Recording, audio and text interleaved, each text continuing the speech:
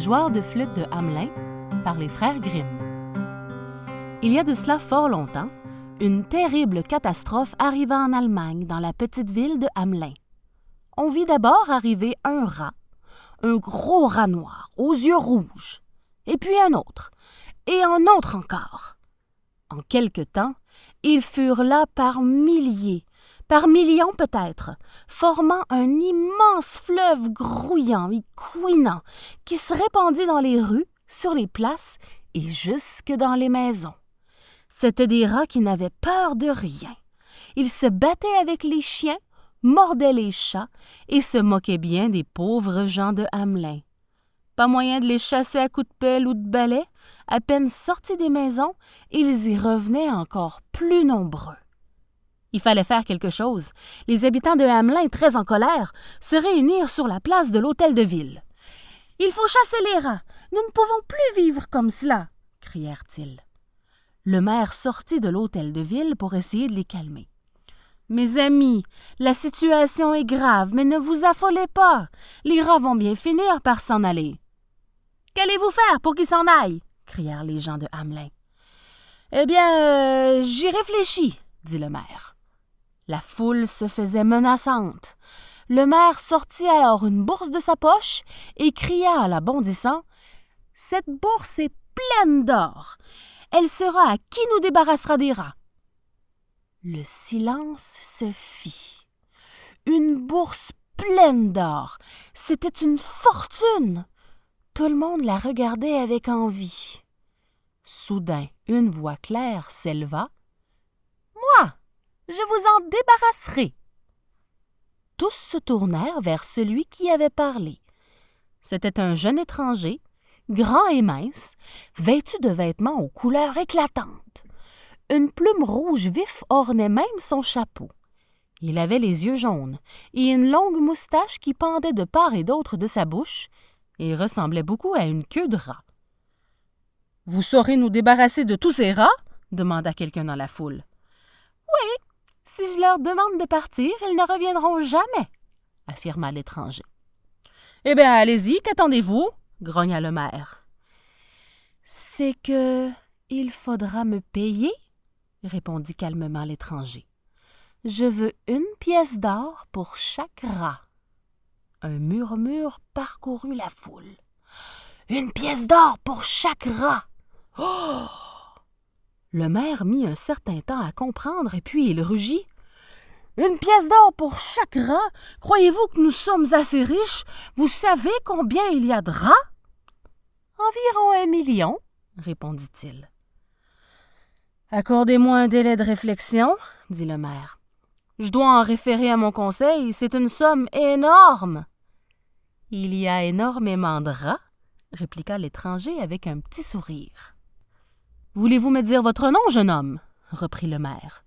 « On m'appelle le joueur de flûte, tout simplement, » répondit l'étranger. « Je vous laisse le restant de la journée pour vous décider, j'attendrai jusqu'au soir. » Il s'assit sur le rebord de la fontaine, au milieu de la place, ouvrit son sac et en sortit une flûte. Puis, tranquillement, il se mit à astiquer son instrument. Sans perdre une minute, le maire se rendit à l'hôtel de ville. « Il y a là un homme qui se prétend capable de nous débarrasser des rats. D'ailleurs, il ressemble un peu à un rat et a un drôle de regard, » dit le maire. « Que demande-t-il en échange? » demanda un conseiller. « Il veut 1 pièce d'or par rat. » 1 pièce d'or! Mais il va falloir augmenter les impôts et les gens seront pas contents. Ils détestent peut-être les rats, mais ils détestent encore plus qu'on leur réclame de l'argent. « Qui a parlé de le payer? » répliqua le maire. « Nous pouvons très bien faire semblant d'accepter, et quand il aura fait disparaître les rats, nous le renverrons sans lui donner un sou. » Tous applaudirent avec enthousiasme, et le maire retourna sur la place. Le joueur de flûte était toujours assis sur le rebord de la fontaine. « Nous paierons volontiers le prix que vous demandez si vous parvenez à nous débarrasser définitivement de tous les rats, » lui dit le maire. « Quand commencerez-vous? »« Cette nuit, » dit le joueur de flûte. « Ordonnez aux gens de rester chez eux. » Le maire eut un large sourire et rentra en bombant le torse. Chez lui, ses 5 enfants pleuraient à chaudes larmes. « Papa, papa, les rats ont mangé notre repas, ils ont mordu le bébé, mais qu'est-ce qu'on va faire? » « Vous inquiétez pas, mes enfants, » dit le maire. « Demain, il n'y aura plus un seul rat dans toute la ville et nous pourrons dormir sur nos 2 oreilles. Les gens de Hamelin ont bien fait de me choisir pour maire, c'est moi qui vous le dis. » À la tombée de la nuit, tous les habitants de la ville s'enfermèrent dans leur maison. Quand tout fut désert, une silhouette s'avança sur la place. Lorsque la lune se leva, l'étranger porta la flûte à ses lèvres et se mit à jouer un air triste et lancinant, une étrange mélodie que les habitants de Hamelin écoutèrent avec étonnement. Comment une si petite flûte pouvait-elle produire des sons aussi forts? La musique se répandit dans toutes les rues et les ruelles, pénétrait dans les moindres recoins de la ville. Quelque chose bougea dans l'obscurité. C'était un gros rat noir, attiré par la musique, et derrière lui, on vit des rats accourir de partout. Ils dévalaient les escaliers, sortaient des cours, sautaient par les fenêtres et se rassemblaient tous autour du joueur de flûte. Alors le joueur de flûte se mit en marche, lentement, puis rapidement. Il sortit de la ville et tous les rats sortirent de la ville derrière lui, irrésistiblement attirés par la musique. Il marcha jusqu'à la Vézère, le fleuve qui coulait tout près de la ville. Une fois là, il s'arrêta et cessa de jouer de la flûte. Tous les rats s'arrêtèrent aussi. « Sautez !» cria l'étranger.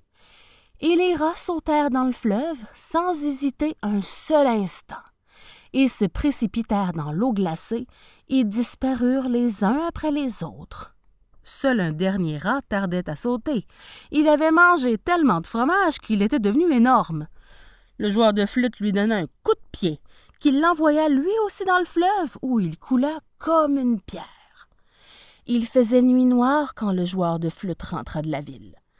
Pour la première fois depuis des semaines, les habitants de Hamelin dormaient paisiblement, sans être dérangés par les rats. Le joueur de flûte frappa à la porte du maire. Personne ne répondit. Quelque part, un chien aboya. Le joueur de flûte frappa à nouveau. Au bout d'un long moment, le maire ouvrit la porte. Il était en chemise et coiffé d'un bonnet de nuit.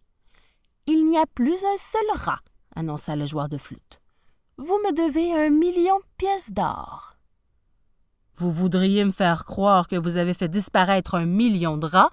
Vous pouvez le prouver? Où sont-ils? » demanda le maire. « Ils se sont noyés dans la Vézère. J'ai tenu ma promesse. Il faut me payer maintenant. »« Comment? » se récria le maire. « Vous voulez que je paye pour des rats disparus? Nous étions convenus que je vous paierais 1 pièce d'or par rat et il fallait me les apporter. Laissez-moi dormir. » Le maire voulut claquer la porte, mais l'étranger le regarda de ses yeux jaunes. « Je vais vous donner 100 pièces d'or, ajouta-t-il. Comme ça, nous quitterons bons amis. D'accord? »« Gardez vos pièces d'or, répondit le joueur de flûte. Je trouverai un autre moyen de me faire payer mes services. » Et il tourna les talons. Le maire poussa un soupir de soulagement et retourna se coucher. Au matin, il courut à la mairie. « Organisons un banquet à l'hôtel de ville pour fêter le départ des rats, qu'il y ait à boire et à manger pour tous les hommes et les femmes de notre ville. » Le banquet eut lieu le jour même. Les habitants de Hamelin avaient laissé leurs enfants à la maison et étaient venus en foule à l'hôtel de ville. Ils mangèrent, burent et levèrent leurs verres en l'honneur de leur mère pour le remercier. Pendant ce temps, quelqu'un s'était assis sur le rebord de la fontaine au milieu de la place. C'était le seul adulte qui ne soit pas au banquet en train de boire et de manger. L'étranger porta la flûte à ses lèvres et commença à jouer un air joyeux et entraînant. La musique se répandit dans les rues et ruelles, pénétra dans chaque recoin de la ville, sauf dans la salle du banquet, car les invités faisaient trop de bruit pour l'entendre. Mais les enfants, eux, l'entendirent. En quelques instants, ils se retrouvèrent tous sur la place. Ils se rassemblèrent autour du joueur de flûte en riant et en dansant. Alors le joueur de flûte se leva et se dirigea vers les portes de la ville. Tous les enfants le suivirent, irrésistiblement attirés par la musique. Ceux qui avaient laissé un bébé à la maison allèrent le chercher pour le faire participer au défilé. Les enfants marchaient derrière le joueur de flûte en chantant gaiement. Ils passèrent le pont de la Vézère et commencèrent à grimper sur le flanc de la montagne. Tous avançaient en riant, sans ressentir la moindre fatigue, même les plus petits. Pendant ce temps, les adultes de Hamelin quittèrent l'hôtel de ville après avoir bien bu et bien mangé. Quand ils arrivèrent chez eux, les gens s'aperçurent que leurs enfants avaient disparu et les enfants de leurs voisins aussi. « Le maire doit savoir où ils sont, » dirent-ils. « Allons le voir. » Ils le trouvèrent devant sa porte, méditant tristement sur le seuil de la maison désertée. « Si seulement j'avais tenu ma promesse, si j'avais tenu parole, » gémissait-il. Il tenait le petit mot qu'il avait trouvé sous sa porte. C'était écrit « Reçu en paiement de la disparition d'1 million de rats, les 253 enfants de Hamelin. » Et c'était signé « Le joueur de flûte ». Jamais personne ne revit les enfants de Hamelin.